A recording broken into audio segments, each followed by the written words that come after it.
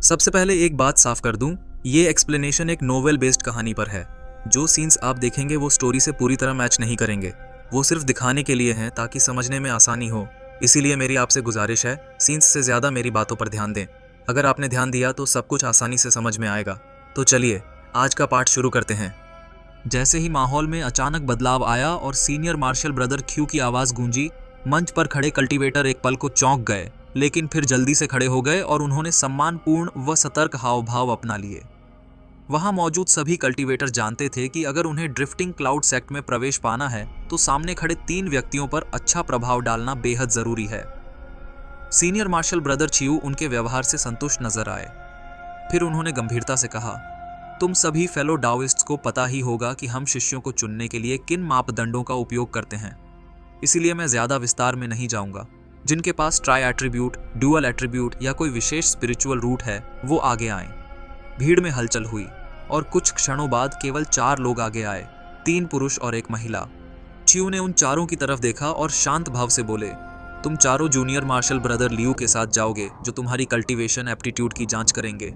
तभी वो पीला सा चेहरा लिए युवक आगे आया और बिना कुछ बोले अपनी बांह हिलाई। उसकी आस्तीन से एक सफेद रेखा निकली जो हवा में घूमती हुई एक विशाल कढ़ाईदार स्कार्फ में बदल गई, जो जमीन से करीब 1 मीटर ऊपर तैर रहा था। वो युवक अचानक ही स्कार्फ के ऊपर प्रकट हो गया और बिना किसी भाव के बोला, आओ इस पर चढ़ो, मैं तुम्हें एक अलग जगह ले जाकर तुम्हारी योग्यता जांचूंगा। जो उपयुक्त नहीं होंगे उन्हें वापस भेज दिया जाएगा। चारों ने एक दूसरे की ओर देखा। थोड़ी झिझक के बाद वे उस स्कार्फ पर चढ़ गए। युवक ने हाथों में एक मंत्र मुद्रा बनाई और स्कार्फ सफेद रोशनी में चमक उठा, फिर आकाश में सफेद प्रकाश बनकर उड़ गया।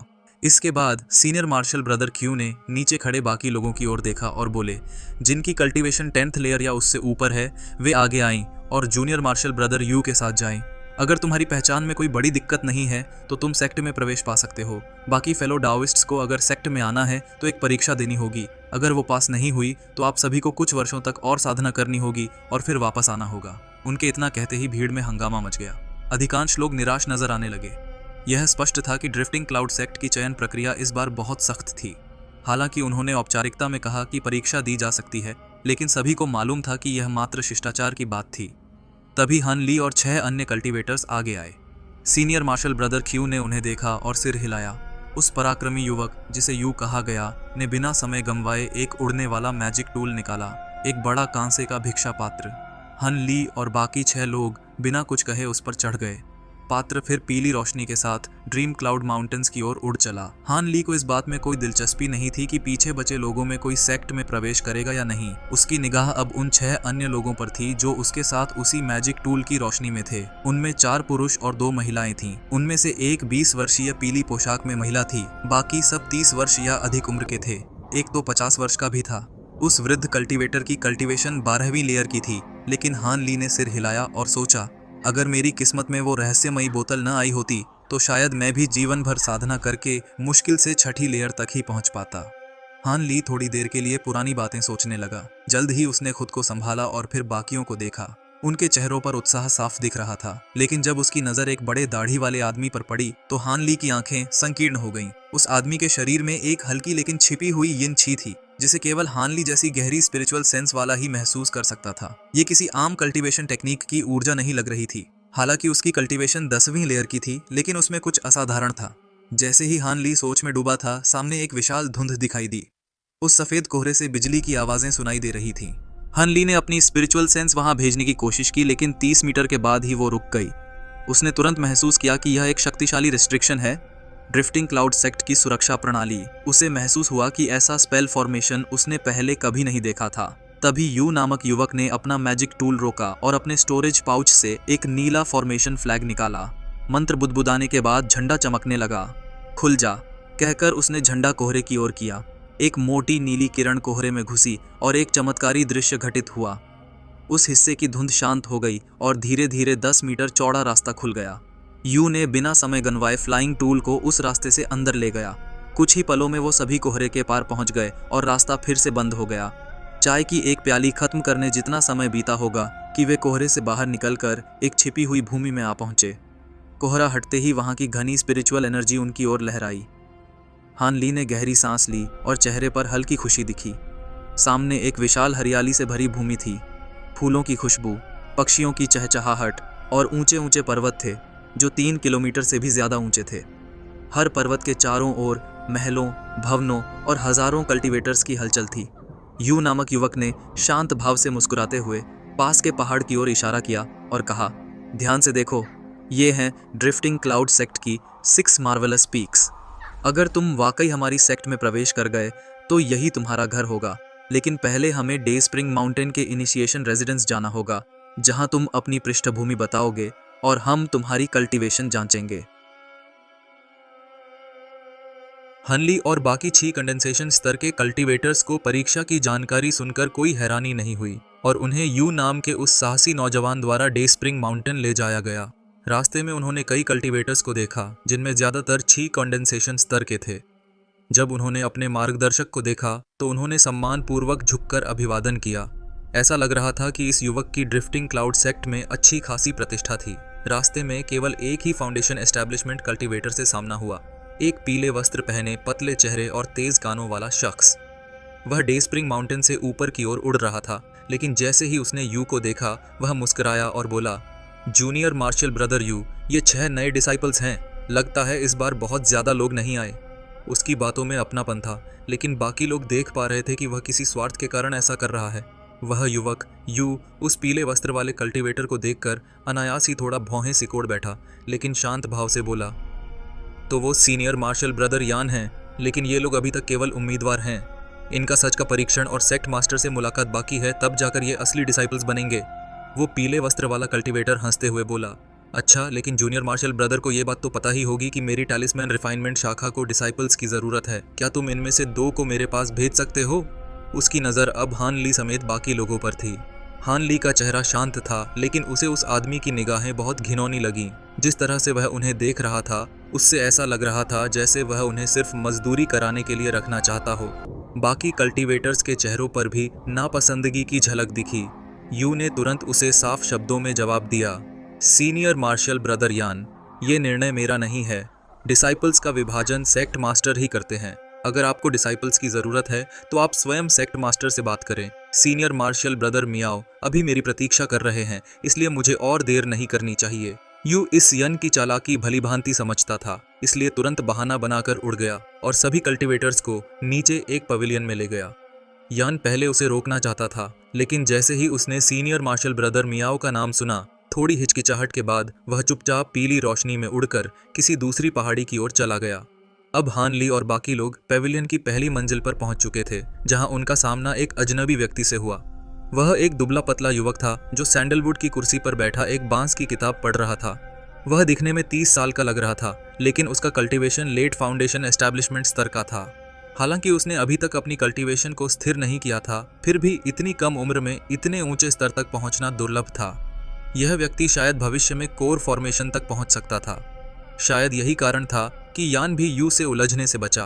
बाकी कल्टीवेटर्स इस युवक का कल्टीवेशन स्तर देखकर चौंक गए। उसने किताब बंद की और यू की ओर देखा। जूनियर मार्शल ब्रदर यू, तुमने काफी मेहनत की। क्या अभी अभी सीनियर मार्शल ब्रदर यान तुम्हें रोकने आए थे? यू ने थोड़ा नाराज होकर कहा, आपको जब पहले से सब पता है तो पूछने की जरूरत नहीं, लेकिन क्या वो फिर से सीनियर मार्शल सिस्टर पेलिंग को परेशान करने आया था? श्रिवल्ड युवक ने शांत स्वर में कहा, वो कुछ भी हो, फिर भी ड्रिफ्टिंग क्लाउड सेक्ट का ही डिसाइपल है। तुम्हारी बात कुछ अनुचित थी। भविष्य में ऐसे शब्दों से बचो, वरना मास्टर नाराज हुए तो दंड मिलना तय है।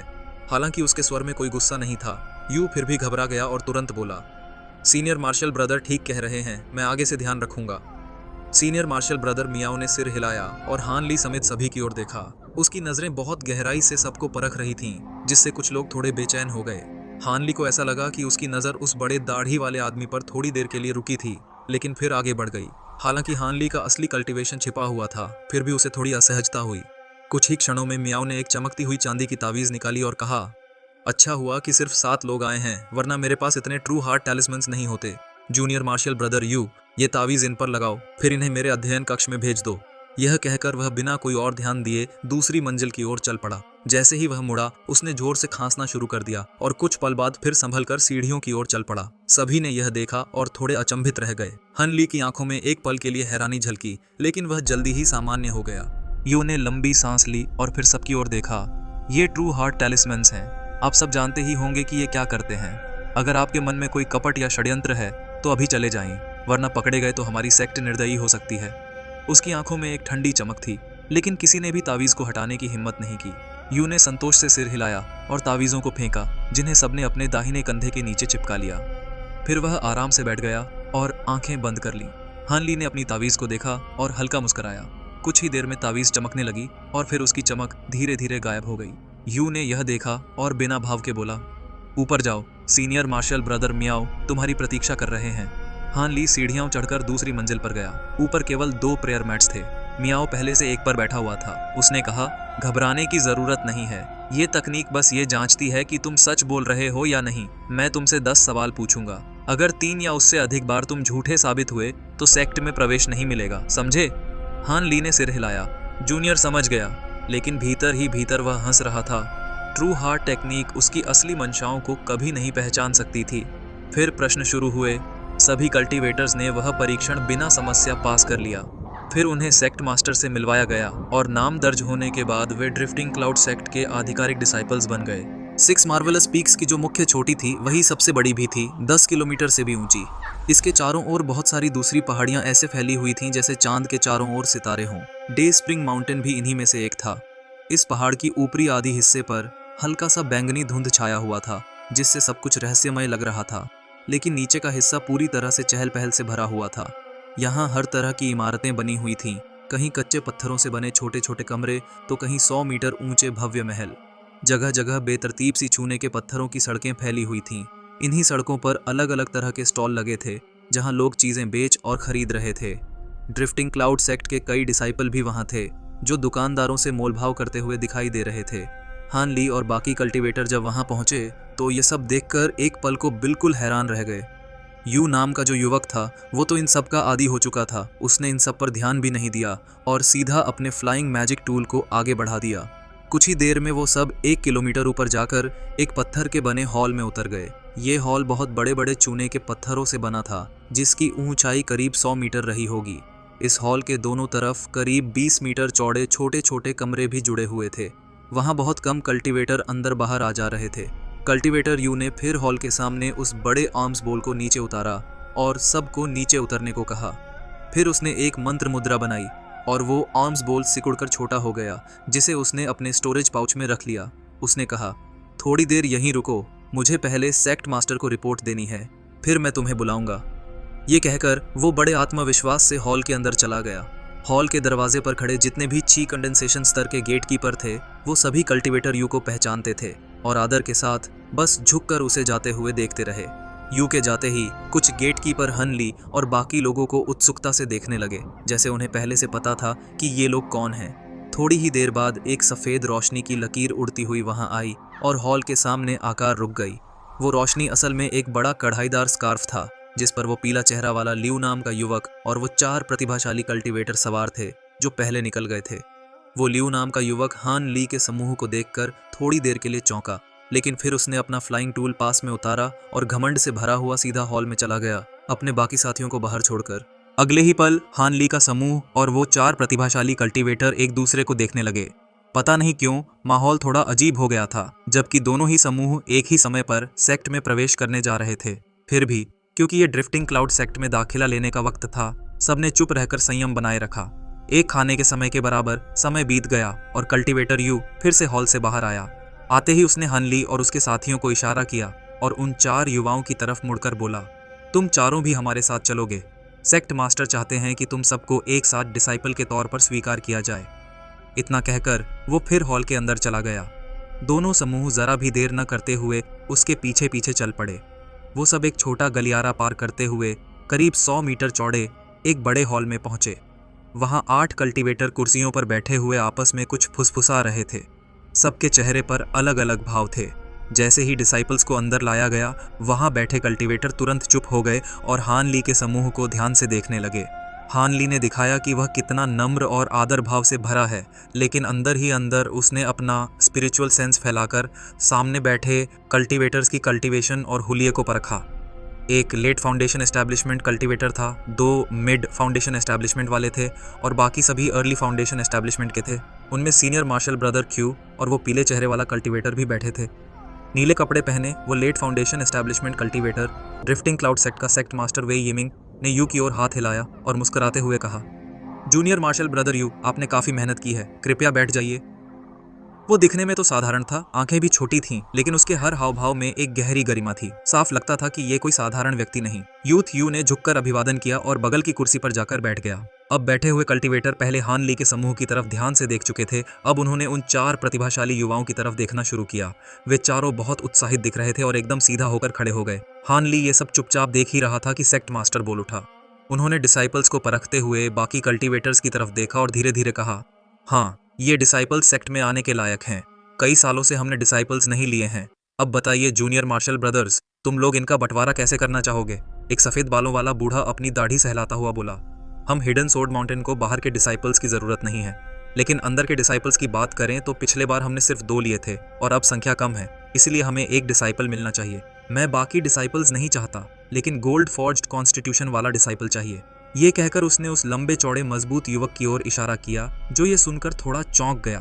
तभी एक मरियल सा दिखने वाला आदमी अपनी कुर्सी से उठ गया और गुस्से में बोला, हुम्फ, पिछली बार तुम्हें भले कम डिसाइपल्स मिले हों, लेकिन तुम्हें ड्यूअल एट्रीब्यूट स्पिरिचुअल रूट्स वाला डिसाइपल मिला था। गोल्ड फॉर्ज्ड कॉन्स्टिट्यूशन वाला डिसाइपल हमें फायर क्लाउड माउंटेन को मिलना चाहिए। वो बूढ़ा हंसने लगा और बोला, फायर क्लाउड माउंटेन तो फायर एट्रीब्यूट की कल्टीवेशन आर्ट्स पर आधारित है, जबकि गोल्ड फोर्ज्ड कॉन्स्टिट्यूशन वालों के पास मेटल एट्रीब्यूट स्पिरिचुअल रूट्स होते हैं। जूनियर मार्शल ब्रदर यांग, तुम्हारी मांग तो अजीब है। वो आदमी फिर भी पीछे हटने को तैयार नहीं हुआ। भले ही तुम्हारे पास मेटल टेक्निक्स हों, लेकिन हमारे फायर क्लाउड माउंटेन के सीनियर मार्शल अंकल ली की मेटल टेम्परिंग आर्ट्स पूरे ची राज्य में प्रसिद्ध हैं। ये डिसाइपल हमारे टेक्निक्स भी तो सीख सकता है। तुम सेक्ट मास्टर ने गहरी सांस ली और कहा, बस, मैं तुम दोनों की बात सुन चुका, अब और कुछ कहने की जरूरत नहीं। सीनियर मार्शल ब्रदर लियू बीच बचाव करता हुआ बोला, ठीक कहा, झगड़ा करके क्या मिलेगा? सेक्ट मास्टर ही तय करें। आखिरकार डिसाइपल किसी भी माउंटेन का हो, रहेगा तो ड्रिफ्टिंग क्लाउड सेक्ट का ही हिस्सा। बूढ़े ने तुरंत हामी भरी। जूनियर मार्शल ब्रदर क्यू की बात सही है। अगर सेक्ट मास्टर तय करें तो हिडन सोर्ड माउंटेन को कोई आपत्ति नहीं होगी। मरियल आदमी ने थोड़ी देर सोचा और फिर सिर हिलाकर सहमति दी।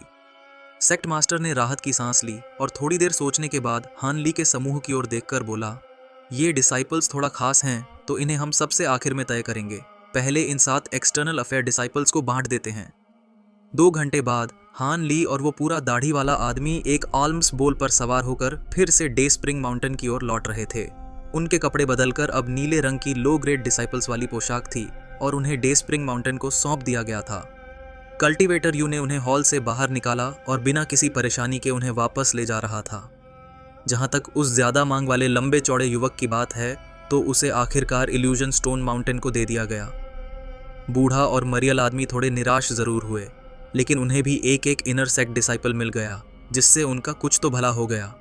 कल्टीवेटर यू अब हन ली और उस दाढ़ी वाले से बहुत नरमी से बात कर रहा था। उसने कहा, हालांकि तुम लोग सिर्फ एक्सटर्नल अफेयर डिसाइपल बने हो, लेकिन फिर भी डे स्प्रिंग माउंटेन में आना तुम्हारे लिए सौभाग्य की बात है। हमारे मार्शल एंसेस्टर बहुत ही दयालु और शांत स्वभाव के हैं, इसीलिए तुम्हें बहुत ज़्यादा सख्ती नहीं झेलनी पड़ेगी। बस जो भी काम तुम्हें सौंपा जाए उसे समय पर पूरा करते रहना। अगर तुम्हें किसी दिन कोई बड़ा योगदान करने का मौका मिला तो शायद मार्शल एंसेस्टर तुम्हें फाउंडेशन एस्टैब्लिशमेंट पिल भी दे दे। वैसे भी नाम के लिए तो एक्सटर्नल अफेयर और इनर सेक्ट डिसाइपल्स को बराबरी का दर्जा दिया जाता है। फ़र्क बस इतना है कि इनर सेक्ट डिसाइपल्स का मुख्य काम कल्टीवेशन होता है और तुम जैसे लोग जिनका एप्टीट्यूड थोड़ा कम है, उन्हें मेडिसिन या टालिस्मैन रिफाइनमेंट जैसे काम सौंपे जाते हैं। वैसे इन क्षेत्रों में हमारे मार्शल अंकल्स का ज्ञान बहुत गहरा है। मार्शल अंकल यू का मार्गदर्शन देने के लिए बहुत बहुत धन्यवाद। हालांकि हान ली को थोड़ा अजीब लग रहा था, फिर भी उसने चेहरे पर आदर भरा भाव रखते हुए यह धन्यवाद कहा। जहां तक उस घने दाढ़ी वाले शख्स की बात है, वो बस हल्का मुस्कुराया, जैसे बातों का आदी न हो। हन ली को पहले ही पता था कि इस शख्स के अतीत में कुछ न कुछ गड़बड़ है, इसीलिए वह हैरान था। इतने बड़े शरीर वाले आदमी की एक्टिंग इतनी परफेक्ट थी कि लग ही नहीं रहा था कि वो खुद अपने शरीर की अजीब बातों से अनजान है।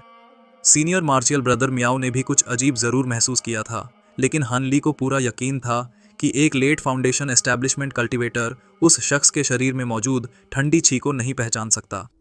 जरूर इसमें कुछ न कुछ गहरा है, सोचने लायक। कल्टीवेटर यू दोनों की प्रतिक्रिया से संतुष्ट लग रहे थे और कुछ और बात करने के बाद उन्हें डे स्प्रिंग माउंटेन के बीचों बीच बने एक मंडप तक ले गए। वे तीनों एक चूना पत्थर की बनी छत पर उतरे, जहां 2 नौजवान आपस में कुछ बातचीत कर रहे थे।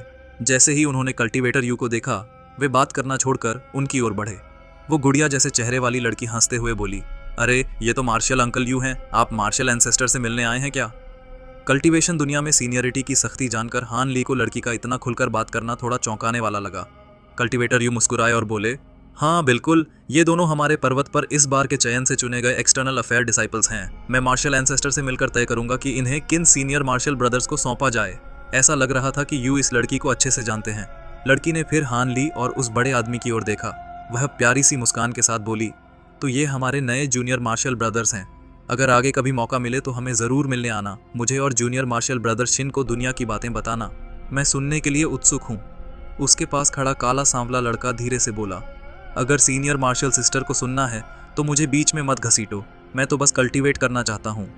तुम जब चाहो तब कल्टीवेट कर सकते हो, लेकिन दुनिया से आए नए डिसाइपल्स का आना कोई रोज़ का मामला नहीं होता। ऐसे में हमें कुछ मज़ेदार कहानियाँ तो सुननी ही चाहिए। उम्र में छोटी और नाजुक दिखने के बावजूद वो लड़की लड़के को तेजी से टोकती है, जिससे वो चुप हो जाता है। कल्टीवेटर यू ने हल्की सी मुस्कान दी और सिर हिला दिया। फिर हन ली और उस बड़े आदमी को लेकर आंगन के अंदर चले गए। चलते हुए कल्टीवेटर यू ने सावधान किया, इन दोनों को याद रखना, जूनियर मार्शल सिस्टर माँ और जूनियर मार्शल ब्रदर सिन भले ही तुम्हारे बराबर सीनियरिटी के हों, लेकिन ये दोनों मार्शल एंसेस्टर की दुनिया से आई संतानें हैं। अभी इन्हें आधिकारिक रूप से डिसाइपल नहीं बनाया गया है, पर वो दिन दूर नहीं, इसीलिए इनसे कभी उलझना मत। मार्शल एंसेस्टर खुद इन्हें संभालते हैं, ऐसे में तुम्हारी कोई मदद नहीं करेगा। हान ली ने यह सुनते हुए मजबूरी में मुस्कुराकर सिर हिलाया और उस बड़े आदमी ने अपने सिर के पीछे हाथ रखा और चुपचाप मुस्कुरा दिया। कल्टीवेटर यू ने उनकी प्रतिक्रिया देखकर मुस्कुराते हुए ढांढस बंधाया। जूनियर मार्शल ब्रदर शिन बहुत ही सीधे हैं, वो कुछ भी गलत नहीं करेंगे। हाँ, जूनियर मार्शल सिस्टर माँ थोड़ी शरारती है, लेकिन उसमें कोई बुरी भावना नहीं होती। ज़्यादा चिंता की बात नहीं है, बस थोड़ा ध्यान रखना। हान ली और बड़े आदमी ने बार बार सिर हिलाकर सहमति जताई। इसके बाद वे 3 आंगनों को पार कर एक साइड वाले कमरे के सामने पहुंचे। जैसे ही तीनों वहां पहुंचे, अंदर से किसी आदमी की आवाज़ आई, क्या तामपराई ने, क्या तुम हो जूनर? यूजुन ने यह सुनते ही रुककर आदरपूर्वक कहा, शिष्य अपने गुरु को प्रणाम करता है। तुम्हारे तीसरे सीनियर मार्शल ब्रदर और 5वीं सीनियर मार्शल सिस्टर भी यहाँ हैं। जो 2 लोग तुम्हारे साथ हैं उन्हें भी भीतर ले आओ। आवाज़ से लग रहा था कि अंदर वाला व्यक्ति अच्छे मूड में है। जी। यूजुन ने देरी नहीं की और हान ली और बड़े आदमी को बुलाकर कमरे के अध खुले दरवाजे से अंदर ले गया।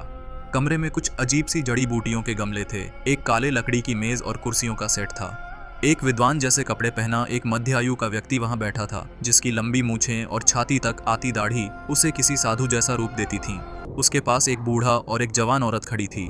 बूढ़े की झुर्रियों से भरा चेहरा और पूरी सफेद बालों की चोटी देखकर लग रहा था जैसे वह जीवन के अंतिम चरण में हो। वह शांति से मुस्कुरा रहा था। वहीं युवती करीब 25 साल की लग रही थी, सुंदर और शांत स्वभाव की। उसके चेहरे पर कोई खास भाव नहीं थे। यूजुन ने जल्दी से आगे बढ़कर घुटनों के बल प्रणाम किया।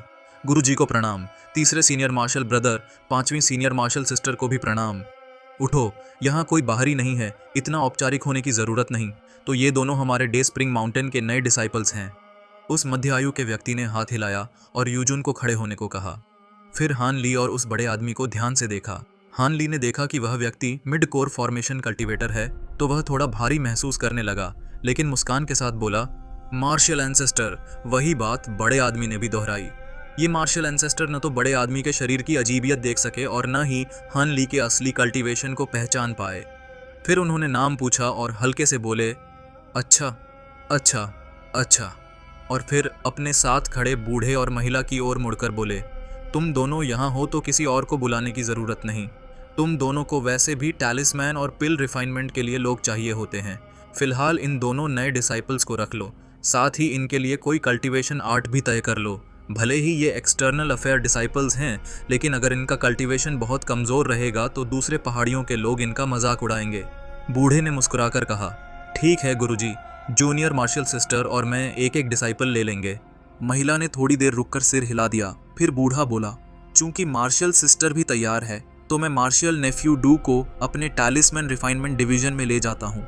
वहाँ मुझे मजबूत लोगों की ज़रूरत है। मार्शल नेफ्यू हान को आप रख लीजिए। महिला ने हान ली की ओर बिना देखे सीधी भाव शून्य सहमति दे दी। मध्य आयु वाले मार्शल एंसेस्टर ने यह देखकर सिर हिलाया और हान ली और बड़े आदमी से बोले, तुम दोनों जा सकते हो, बाहर प्रतीक्षा करो, मुझे अपने डिसाइपल्स से कुछ बात करनी है।